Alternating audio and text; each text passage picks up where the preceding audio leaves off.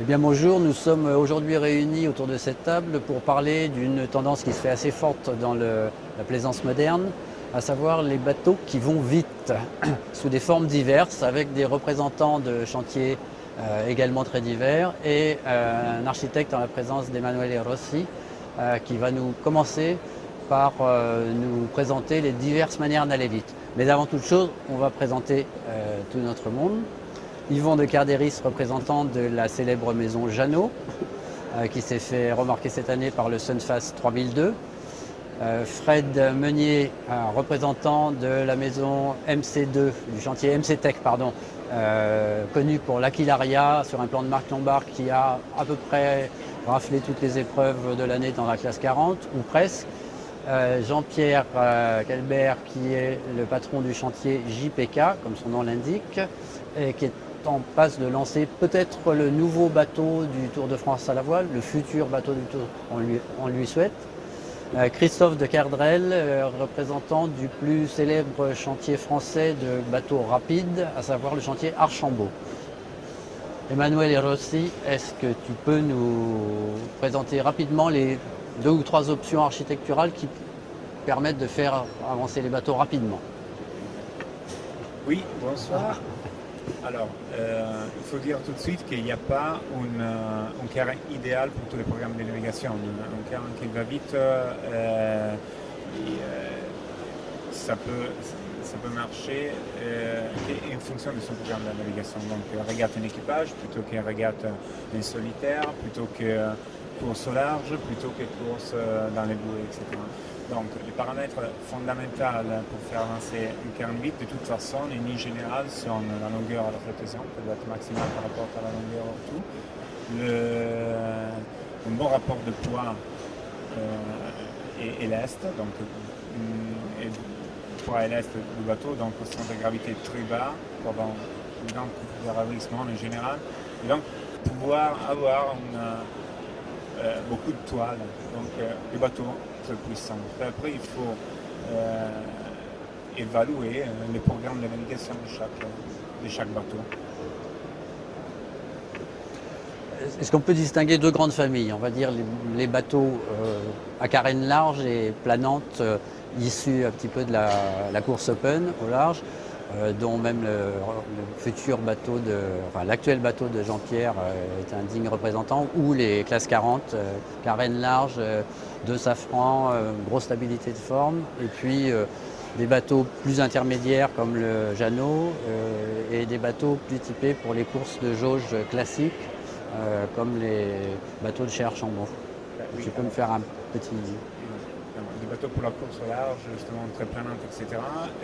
C'est bien d'avoir des bateaux larges, plutôt plats, parce qu'en fait on peut usufruire d'un couple de ravissement donné par exemple par des ballasts, Ouais. qui peut être mis à côté, sur les côtés du bateau.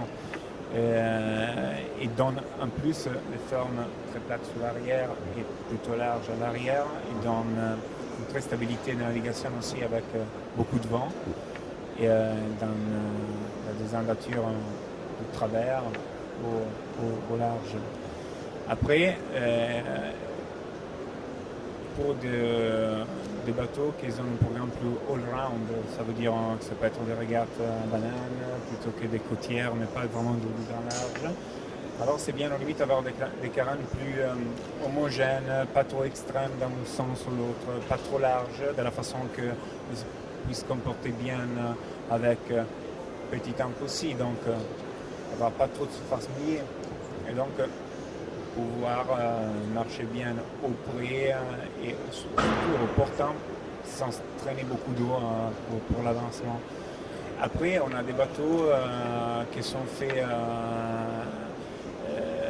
qui sont très performantes pour petit temps ou surtout pour un équipage réduit. Donc, la stabilité de ce bateau est assurée au 90% par le lest. Donc, on a une stabilité de poids. Ça veut dire que ce sont des bateaux qui ont un énorme rapport entre le poids total du bateau et le lest qui est dans les boules normalement dans la torpille. Alors là, tant mieux de faire des carennes très étroits, de la façon que quand le bateau gîte, le meilleur ligne d'eau, on peut dire, pour l'avancement au pré. Façon classe America pour prendre cet exemple. Il y a aussi à dire que maintenant, les bateaux de classe America sont des bateaux proportionnellement très lourds, finalement. Donc, ils sont des bateaux qui marchent très vite au pré. Parce que les 80% de leur poids, c'est dans la torpille. Mais au portant, ils font plat de planning, par exemple. On peut avoir des bateaux aussi étroits, mais maintenant qui ne rentrent pas dans une spécifique jauge qui s'appelle classe America, donc ils ont la possibilité de marcher bien au près, mais aussi être planant au portant parce que ce sont des bateaux légers. Eh bien, je pense que la transition est toute faite, par exemple avec Yvon qui va nous parler du Sunfast 3002, qui est un bateau qui se classe dans ces catégories-là, plutôt dans la course au large. Alors, c'est intéressant d'avoir eu cette récapitulation par Emmanuel, parce que le Sunfast 3002 est une des dimensions de tous les aspects évoqués. Je pense qu'ici, nous partageons tous la même préoccupation ou le même objectif, avoir des bateaux rapides. Après, il y a l'aspect all-round que vient d'évoquer Emmanuel, qui nous, selon notre clientèle et selon les choix stratégiques, parce qu'on cherche à les vendre quand même, ces bateaux, peut induire des contraintes ou des tendances plus nettes sur la philosophie du bateau. S'agissant du Sunfast 3200 qui est fait chez Jeannot, on a une situation où Jeannot a essayé d'avoir un bateau rapide, comme nous tous, qui pouvait faire aussi des triangles, des bananes, du côtier et aussi du large. Et s'adressant aussi à des gens qui n'étaient pas tous forcément des professionnels, quoique ayant un bon niveau moyen. Et ça induit le résultat final dans les plans de pont, dans les rapports de l'Est que vient d'évoquer Emmanuel, dans le choix du plan de voilure et de l'élancement, puisque je souhaitais ajouter la dimension du rapport de l'Est, de la déformation de la carène à la gîte et de l'élancement des plans de voilure. Toutes ces composantes font le bateau tel qu'il a été conçu, défini et finalement réalisé par un chantier. Je pense que les autres auront chacun leur petite vue et je me fais une joie de leur donner le micro. Je voudrais apporter une petite précision aussi à ton discours, Yvon, c'est que c'était en plus, compte tenu de la clientèle Jeannot, un bateau relativement confortable eu égard à son programme de course qui peut également être approprié pour la croisière à l'occasion. Plus all-round encore. Fred, bien écoute, tu vas nous parler de l'Aquilaria, on va parler qui était un plan Marc Lombard, peut-être du premier puis du second qui prend la relève aujourd'hui. Oui, donc un bateau très typé. Très typé course au large, bien sûr, puisqu'il répond aux spécifications de la classe 40. Et nous, en tant que, j'allais dire, petit chantier par rapport à monsieur qui représente le chantier Jeannot, notre approche n'est pas tout à fait la même, dans le sens où on ne cherche pas à rassembler et à avoir... de par notre capacité de production, on n'a pas la possibilité de produire énormément de bateaux. Donc notre approche, nous, est plus de répondre à la demande d'un client un peu particulier qui a des requêtes sur la base d'un bateau qui sort d'un moule de série, mais où à chaque client, on adapte un petit peu la fabrication du bateau en fonction de ses souhaits. Donc on est à la limite du bateau de série et du bateau custom, quoi. C'est-à-dire que c'est du semi-custom ce que nous fabriquons. Et on ne peut pas considérer que ça soit franchement un produit grand public. Oui. C'est un produit très spécial, un produit plutôt orienté et très typé course au large. Qui s'adresse également à des skippers professionnels ou semi-professionnels. Oui, dans notre clientèle, on a effectivement des skippers professionnels, mais aussi des gens qui sont... disons qui ont les moyens de se payer un bateau de ce prix-là, oui, mais qui se font plaisir en se faisant, je dirais, le rêve de leur vie et faire des courses au large, quoi. On va dire que là, dans le cas présent, les versions croisières prévues par le chantier sont plutôt à côté que la cible principale. Actuellement, la cible principale, c'est la course. Ouais. Mais c'est un petit peu un état de fait, parce que je dirais que notre capacité de production n'était pas à la hauteur de pouvoir prétendre se positionner sur un marché plus grand public. ça va peut-être changer.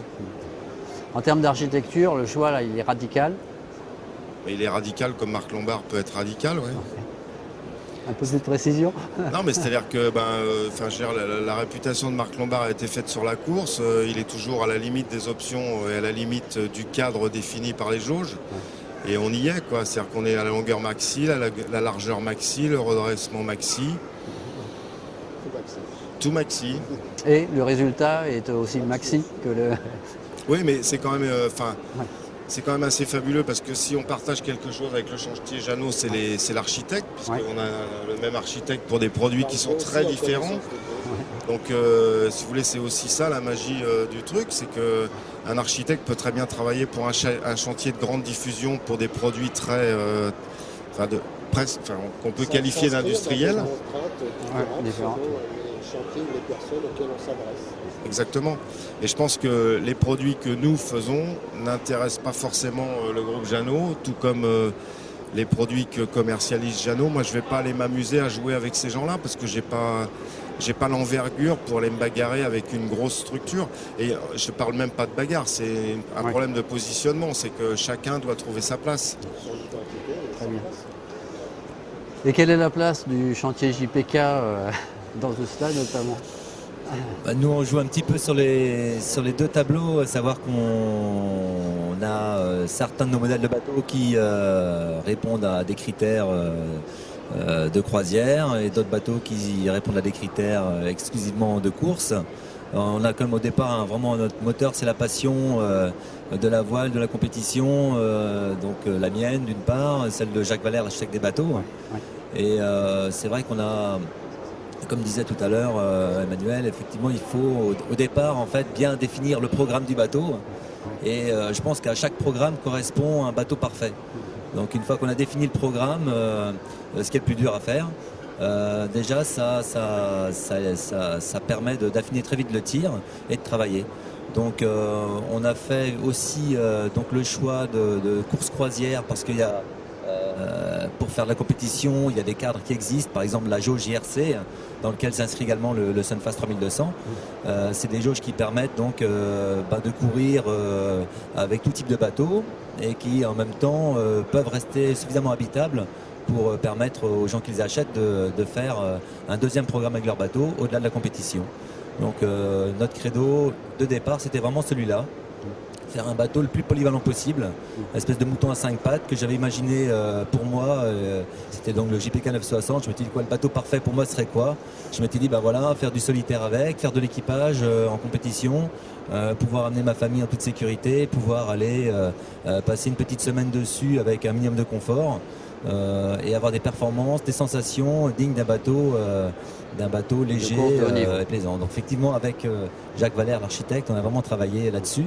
Et en condition sine qua non, au départ, ce qu'il m'a dit, il me dit effectivement le dessin c'est une chose, mais la base c'est la construction. Donc aujourd'hui, je pense qu'on parlait du débat tout à l'heure, on parle du dessin, on parle des choix architecturaux, mais en préambule, je pense que c'est la qualité de la construction, je pense qu'il est essentiel pour pouvoir justement combiner à la fois performance, légèreté et volume de coque. Je pense que là-dessus, Fred sera bien d'accord avec moi. L'essentiel, effectivement, c'est le soin apporté à la construction qui apporte derrière toute une cascade d'avantages. Mais bon, pour y arriver, effectivement, il faut quand même sacrifier. Faut y passer du temps, faut mettre un petit peu plus d'argent pour justement utiliser les meilleurs matériaux, la meilleure mise en œuvre et un soin particulier étape par étape pour parvenir à ce point mini.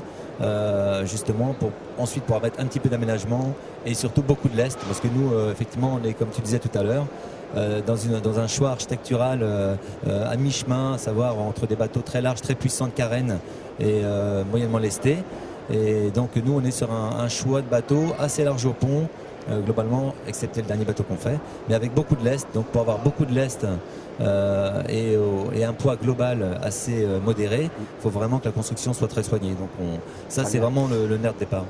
Deux mots s'il te plaît rapidement sur le dernier bébé du chantier, à savoir le 98, JPK 98, qui est destiné au Tour de France. Là on entre dans un cadre très précis. Voilà, il fallait répondre à un cahier des charges. On a défini nous-mêmes le cahier des charges parce qu'on s'est lancé assez tôt dans ce projet-là pour suppléer le Moom 30 qui est un excellent bateau, donc qui satisfaisait grand nombre de coureurs et qui arrivait simplement au bout de vie. Les plateformes elles ont bientôt 10 ans, les bateaux sont très fatigués. Donc de toute façon il fallait les remplacer. Mais donc ce bateau a mis un niveau d'exigence extrêmement élevé parce qu'il était lui-même très très compétitif. Donc je pense que d'ailleurs ça a sûrement dissuadé pas mal de monde de se mettre sur les rangs parce que le challenge n'est pas facile à relever. Donc c'est-à-dire l'idée pour nous c'était d'avoir les mêmes qualités que le Moom 30 là où lui-même était très très fort. Donc petit temps, finesse de barre et puis planning au portant. Et puis en fait engommer un petit peu les défauts, à savoir la puissance au reaching, où le Moom 30 était un petit peu déficient, et puis la sécurité, donc le comportement dans la haute mer, où là effectivement avoir un peu plus de lest, un peu plus de franc-bord, un peu plus de volume, ça permettait justement d'ouvrir le programme là-dessus. Très bien, je te remercie Jean-Pierre. On va passer la parole à Christophe de Cardrel qui lui va nous faire une histoire d'une petite saga là, avec le... Oui, le chantier a démarré en 1954 avec une collaboration avec un petit jeune qui démarrait à l'époque, dénommé Michel Joubert, qui a débarqué au chantier voir M. Archambault avec les plans du Surprise sous le bras. Il a dit: M. Archambault, je vous ai dessiné un magnifique pêche-promenade, parce que M. Archambault ne voulait pas entendre parler de régate. Et puis le bateau s'est aligné à la SNIM, et puis à toutes les grandes régates de printemps, il a tout gagné. C'était le Surprise. Donc on se retrouve 30 ans après, avec un peu plus de 1700 exemplaires produits. Et qui est toujours en production. Qui est toujours en production, donc avec une petite évolution au niveau du pont, puisqu'on en est à la 4e génération. Donc là, on peut dire que c'est parti sur un magnifique succès, dans la foulée duquel le chantier a donné toute une génération de bateaux. Tout à fait, le chantier a continué à développer en fait des one design, des monotypes de régates, donc qui ont pas mal fonctionné et qui continuent à fonctionner beaucoup sur la Suisse, puisqu'on a un haut niveau de régate, notamment en Suisse. La collaboration avec Michel Joubert et Bernard Nivelt a continué à bien fonctionner, et sur des bateaux un petit peu en dehors, je dirais, de contraintes de jauge. Mais depuis quelques années, on a pris un grand virage, puisqu'on s'est concentré essentiellement sur l'IRC, avec une volonté d'arriver sur l'IRC et la volonté de bien faire. Donc le premier exemplaire et la première success story de ce virage, ça s'appelle la 35, qui a un palmarès quand même déjà assez étonnant, et avec un bateau qu'on veut et qu'on a essayé de faire accessible au public, donc avec un rapport, je dirais, prix-performance assez exceptionnel, ce qui se situe en fait 20% en moyenne moins cher que les produits comparables. Mais grâce à des procédés de construction, on a évolué dans la construction et donc on maîtrise l'injection pour tous les ponts au niveau de toute la gamme depuis une dizaine d'années. Et donc nous avons démarré l'infusion avec la 35, donc c'est un procédé qu'on maîtrise bien maintenant. Et puis on commence à faire des bateaux donc, en époxy, en vinyle ester. On évolue très très vite donc vers aussi un département semi-custom, semi-one-off. C'est-à-dire qu'on a une taille de chantier qui nous permet d'être à l'écoute et près de nos clients. Donc ça veut dire que d'un bateau optimisé pour la série, on n'est quand même pas capable donc, de faire évoluer le bateau en fonction des desiderata du client. Avec aussi, un petit peu comme sur le Sunfast 3002, des bateaux dont certains en tout cas sont relativement utilisables dans des programmes de petites croisières. Tout à fait. Alors bon, le programme initial, comme on l'a décrit tout à l'heure, c'était un programme purement de course IRC. Quand on regarde un petit peu la clientèle, qu'est-ce que sont les clients Archambault et quel est l'acheteur de la 35? C'est 50% pour la moitié des acheteurs des régatiers purs et durs. Mais on a des gens qui viennent chez nous parce qu'ils veulent avoir un bateau qui va bien, qui va vite, qui est joli, mais dans lequel on va trouver du confort et sur lequel on va pouvoir se faire plaisir, partir en mer, soit en solo, soit en double, ou soit en équipage. Pour le plaisir de la voile. Plaisir de la voile. Quelques options d'architecture dont je voulais parler. Par exemple, est-ce que les doubles safrans qui sont aujourd'hui généralisés sur tous les bateaux de course open sont-ils généralisables à l'ensemble des bateaux de course, ou est-ce que ça ne présente pas d'intérêt particulier? Chez Archambault, nous on avait les architectes donc, avaient défini le bateau avec un mono safran. Il se trouve que la Transquadra arrivant, on a eu un engouement sur la 35 et donc on a eu 14 à 35 qui sont alignés au départ avec des configurations différentes parce que certains coureurs avaient choisi de partir en bisafran. Donc on a développé une option bisafran. Ouais. C'est-à-dire qu'on peut prendre un monosafran, le transformer plus tard en bisafran ou le prévoir dès le début en fait au chantier. Et on peut avoir aussi des définitions de bateau, se partir avec un mât alu ou un mât carbone. Donc tout est finalement réalisable. Et finalement, par exemple, sur ce bateau particulier, l'option bisafran ou monosafran ne se dégage pas une supériorité particulière là, Non, sur pas- ce bateau particulier. Bah, pour notre expérience, en ce qui concerne le programme purement IRC en équipage, on a une majorité de bateaux monosafran. Après, je dirais que ça s'équilibre relativement bien au niveau de la Transquadra. Et il n'y a pas une supériorité qui se dégage en ce qui nous concerne au profit du bisafran, puisque si on regarde les résultats de la première étape de la Transquadra, en équipage solo comme en double, les deux premiers bateaux sont monosafran. Des réactions Yvon, par exemple, sur ces remarques-là ou, Pas de ça, c'est réaction particulière. Moi, je suis très heureux de voir que, partageant les mêmes objectifs, tout le monde arrive à des solutions présentant des similitudes, à défaut d'être similaires, parce que chacun garde sa spécificité, son architecte, ses modes de construction, ses petites manies. Donc chacun garde son histoire et son identité. Et très très heureux de voir qu'on peut parler posément des mêmes choses, arriver à des conclusions similaires, arriver à des tendances qui se rejoignent, ce qui nous conforte dans les choix d'ailleurs. Et pour finir, assez content de voir que le Sunfast 3200 qui est venu un peu tard dans ce circuit-là par rapport au JPK, aux surprises, etc., s'est trouvé sa petite place tranquillement et plutôt pas mal. Donc au bout du bout, content. combien de bateaux produits au bout de la première année Une petite cinquantaine quand même, Petite négligemment. Et combien de A35 produits depuis il a été lancé il y a 3 ans Numéro 112 après 2 saisons. Après 2 saisons, numéro 112. Et les premiers, parlons des 40 pieds lombards, classe 40. Il y a Là, nous en combien sommes au numéro 22 de la première génération et au numéro, en production au numéro 3 de la deuxième génération. pour un bateau réellement très typé. Donc on peut dire que c'est un oui, gros très succès. typé course au large. Ouais. Jean-Pierre, le gros succès du chantier À venir, j'espère. à savoir Non, le bateau du Tour 960, de c'était le France. premier bateau. Et c'est vrai qu'il a vite rencontré sa clientèle. Mais pour nous, 50 bateaux, c'est ce qu'on a fait aujourd'hui. C'est déjà un succès. C'est déjà un succès parce qu'à l'époque, c'était mon premier bateau. Je ne savais pas si on en ferait 2, 3. Et en fait, c'est ce qui m'a lancé derrière. Donc Et en donc- fait, ce qui est motivant, c'est de se dire effectivement, c'est un bon produit. Il y a forcément un écho derrière. Il y a quelqu'un à qui ça correspond. Rappelle combien de surprises ont été produites et combien naviguent encore. Il y a une classe de propriétaires. 1700 surprises produits. Combien naviguent encore je crois un grand nombre. Un grand nombre, je sais pas. ouais. Ce qui est sûr, c'est qu'il y a Un circuit de régate très actif. Il y a un circuit de régate très actif, notamment donc en Suisse, comme on le disait précédemment. Pas mal aussi dans des pays relativement lointains, puisqu'on en trouve jusqu'en Australie et au Canada. Et puis il y a pas mal de jeunes en fait qui récupèrent des vieux surprises et puis qui les refont et qui font leurs premières armes avant de repasser sur du matériel un peu plus récent. Donc ça reste une excellente école. Emmanuel, est-ce que tu pourrais nous dire comment tu vois un peu l'avenir de ces bateaux-là, s'il y a des grandes tendances qui vont se dégager?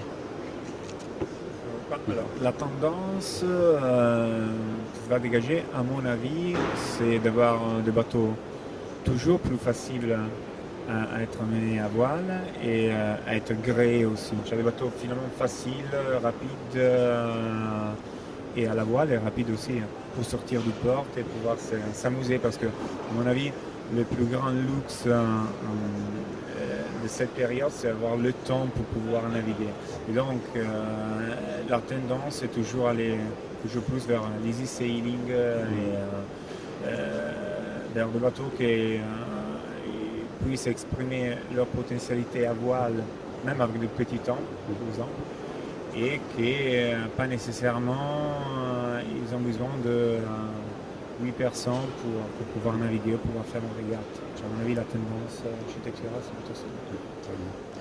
Est-ce que vous pensez les uns ou les autres qu'on va trouver, je dirais à brève échéance, des solutions expérimentées sur des bateaux aussi extrêmes que ceux du Vendée Globe actuellement, comme les quilles basculantes, les mâts orientables, etc. Ou est-ce que c'est, pour d'autres raisons, ça n'apparaîtra pas au niveau du grand public? Je pense qu'il y a un problème de coût. C'est sûr que les formules de quille pivotante, nous on y a pensé, et pour ça je prends le micro, parce que sur le 998 on avait envisagé une quille pendulaire, parce que ça permet par exemple de réduire le poids du bateau au global de 300-400 kg pour une raideur équivalente à 10 personnes au rappel. Oui. Donc forcément le gain de performance est très très très important, quoi. Mais le coût également. Le problème, il y a un, le coût, et deux, l'encombrement. Donc sur les bateaux de croisière, effectivement, si on a une partie de l'habitat qui est dévolue au vérin, c'est compliqué. Et aujourd'hui, par exemple, chez Structure, ils ont une formule de quille relevable, pas basculante, mais relevable avant-arrière, pour réduire le tirant d'eau. Et ils sont sur une formule qui est quand même assez intelligente et qui semble fonctionner. Il faut effectivement voir dans le temps et à l'épreuve du temps, effectivement, comment ça fonctionne.